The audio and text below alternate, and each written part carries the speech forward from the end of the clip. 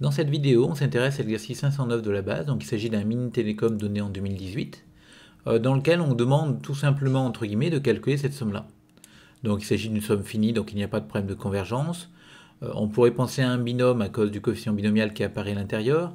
Le problème, c'est le k carré qui est à côté, donc il ne ressemble pas à quelque chose de la forme x puissance k, y puissance n-k.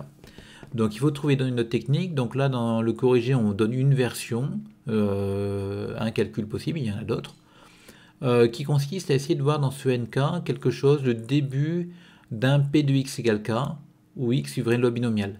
Donc pour retrouver ce nk, on va prendre une binomiale de paramètre n, et on va prendre 1,5 parce que le 1,5 a une propriété particulière. C'est quand on calcule p de x égale k, donc on a le coefficient binomial nk, 1,5 puissance k, 1,5 puissance n-k, et ces deux coefficients-là, quand on va les mettre ensemble, ça nous fait 1,5 puissance n fois n puissance nk. Et on voit finalement que ce nk, à 1 sur 2 puissance n près, ça va être p de x égale k, et ce 1 sur 2 puissance n qui peut faire peur au premier abord, en fait est plutôt agréable parce qu'il ne dépend pas de k. Et comme il ne dépend pas de k, on pourra le sortir, l'entrée d'un somme un peu comme on veut. Donc c'est ce qu'on va utiliser derrière. Donc on sait que x admet une espérance, une variance à moment d'ordre 2 parce que c'est une variable finie. Et donc quand on calcule notre s, on va faire apparaître le 1 sur 2 puissance n devant le coefficient binomial nk pour pouvoir identifier ça avec un p de x égale k. Et donc pour compenser ce 1 sur 2 puissance n qu'on met ici, on met le 2 puissance n devant, parce qu'encore une fois on peut le rentrer et le sortir, ça ne dépend pas de k.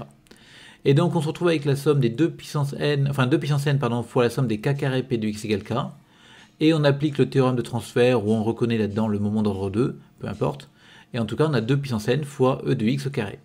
Donc la somme devient e de x au carré.